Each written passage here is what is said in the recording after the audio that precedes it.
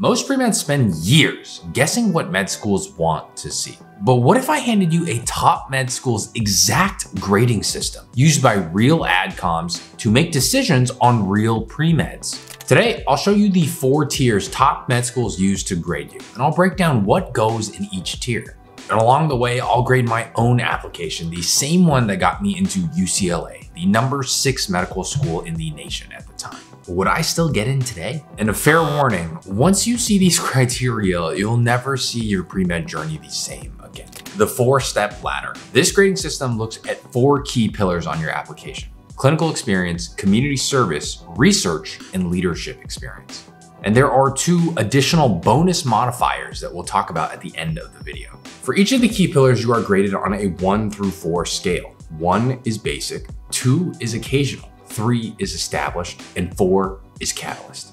And what's most powerful are the word-for-word definitions for each of these tiers. They put a language to something that I had kind of known, but never really had a firm grasp of until today. I'll highlight the key phrases, and using clinical experiences, I'll give you an example of each tier. 1, basic, completely passive role. The applicant's role did not require any real responsibility. They were not directly accountable for any outcomes. There's little to no evidence of lasting contribution. Let's say you have shadowed a street medicine clinic and you've gone twice in the last year. That would be a level 1, basic. 2, occasional. The involvement was brief or infrequent. The activity had limited influence, and the applicant's contribution is only moderately demonstrated at best. Now, let's say you host a quarterly health site at a homeless or domestic violence shelter. You help check blood pressure and vision. That would score a level 2, occasional. 3, established. Strong and consistent evidence that the applicant has been committed over time. They have clear, established responsibilities, and their role has grown in scope and complexity over time. Here, you serve as an undergraduate caseworker for the mobile clinic project over the last 2.5 years. You help interview patients and connect them to the appropriate clinical and social services. In your final year, you earn a leadership position, and you develop a system that partners with your vendors to automatically order supplies when they're low. This saves hundreds of hours and tens of thousands of dollars restocking annually. This would be a level 3, established. 4, catalyst.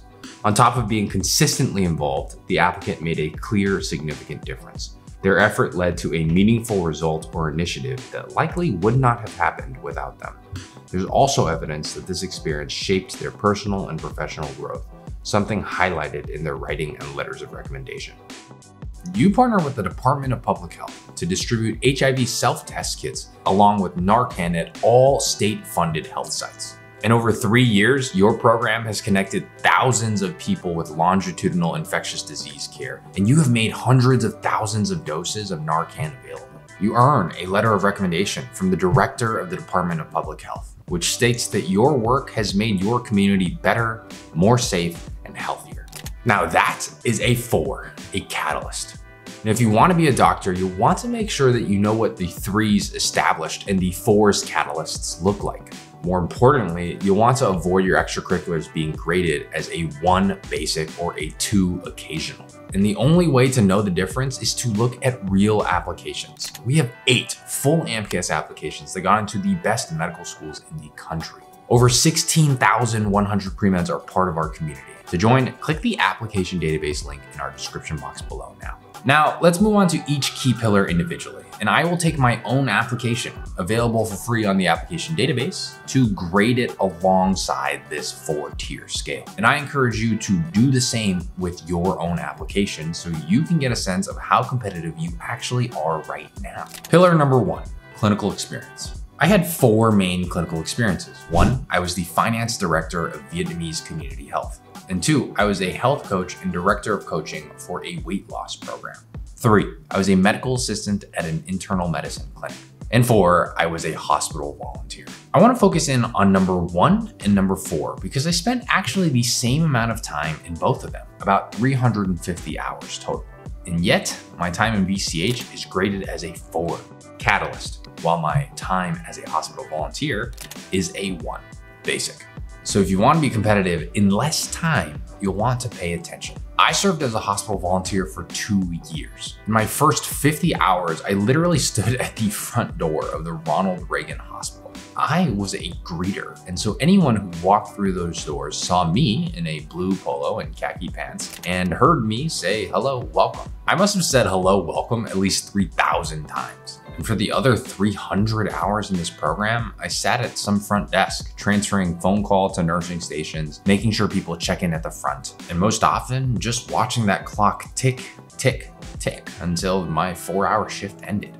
It was miserable, and that's why it's a level 1. And to be fair, most of y'all's clinical experiences aren't so different than mine. At VCH, I served as the finance director. My role was to apply for funding grants and appear before funding bodies to make a case as to why Vietnamese Community Health needed the money it did, and if granted that money, what we would do with it. My work led to $20,386.08, and all of that money led to funding our quarterly health fairs. Throughout my 3 years there, we serviced over 600 patients. The average annual income of our patients was between $10,000 and $30,000. 37% had no insurance, and 48% spoke little to no English. In my role, initially working with the patients clinically and then taking a leadership position to help those health fairs become real, all of that work was featured in 2 of my letters of recommendations. This is Catalyst, a level 4. If you remember nothing else, remember that the goal is to score a 4. It is not to spend as many hours as possible in an extracurricular. And once you internalize that time spent does not equal impact, you can start dissociating those two and figuring out ways to make high impact with less time. Pillar number 2, community service. I had 2 main community service experiences. Number 1, youth basketball coach. For 2 summers, I returned to the Parks and Recreation League where I learned how to play basketball growing up. This time, I returned as a coach for a team of 8 to 10-year-olds. Luckily, we're undefeated, winning the championship 2 seasons in a row. Second, I was the content manager for the College Bound program. Here, I developed curriculum to help underserved high school students get into and then excel in college. This class ran once a week for 8 weeks.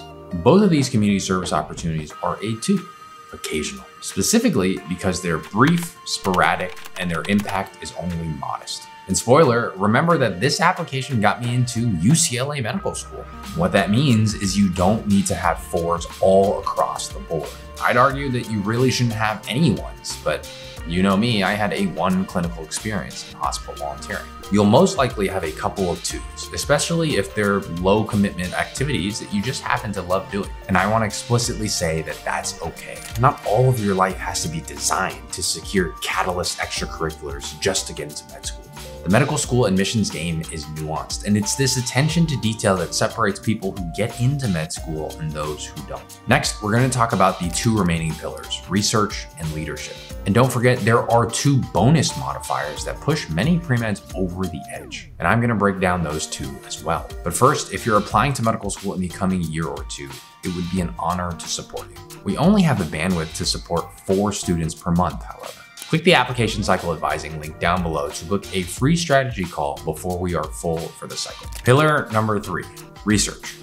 I had 3 main research experiences. 1, basic science research where I studied stroke recovery. 2, health services research where I studied polypharmacy. And 3, I graduated UCLA with the biomedical research minor. I worked there for 3 years, about 15 hours per week, independently running mouse experiments and writing code to process some of our brain imaging. That work culminated in a single publication 2 years after I had already started med school. That is a 3, established.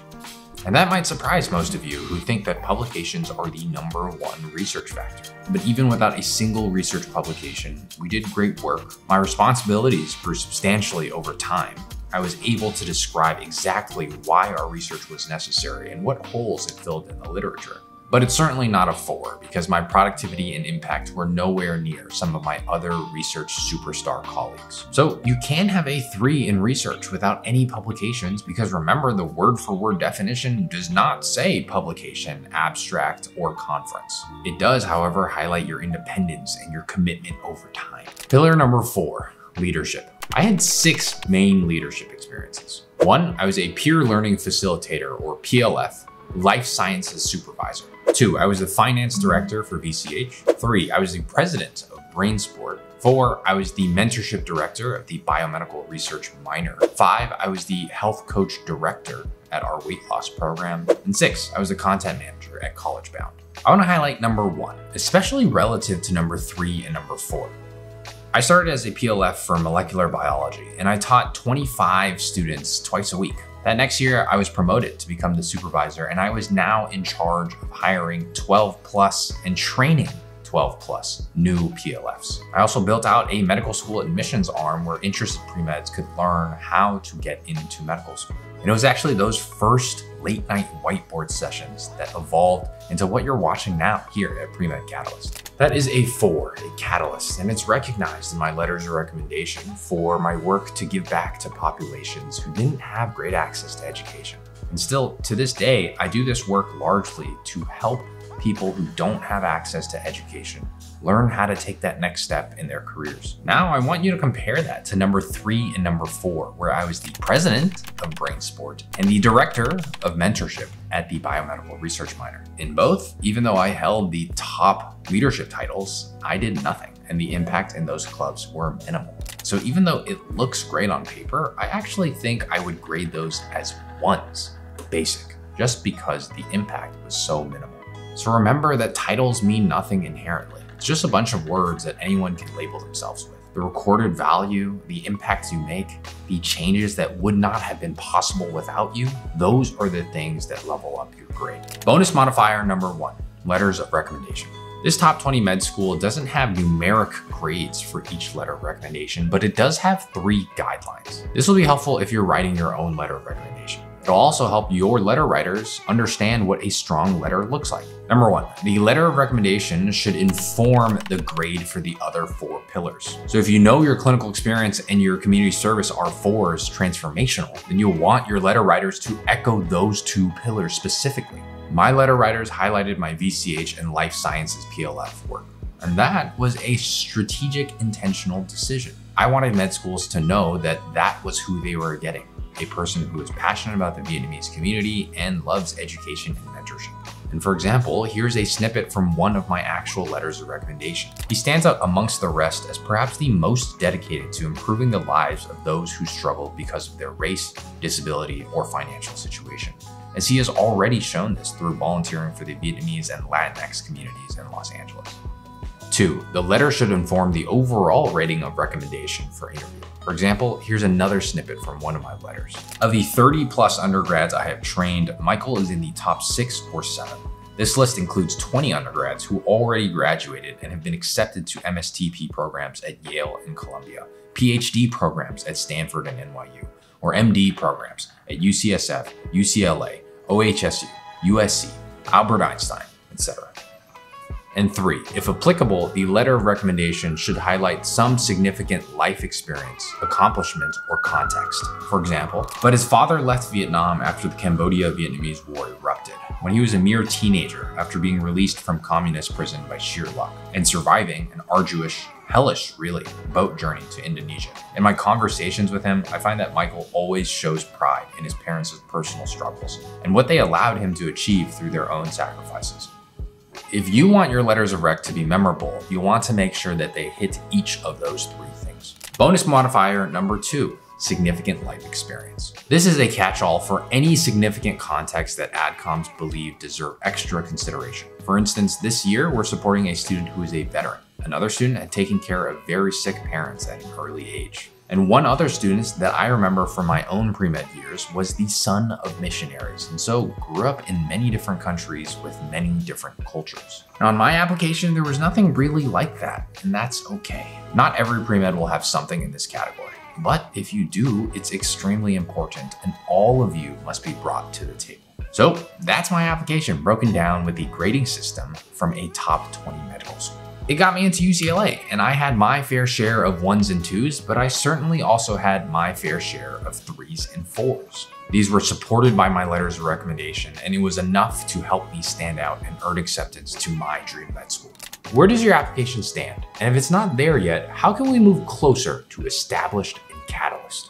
If you like this video, you'll love this one here, where I share the 10 brutal truths I wish I knew when I started my pre-med journey 10 years ago. Thanks for watching. Goodbye.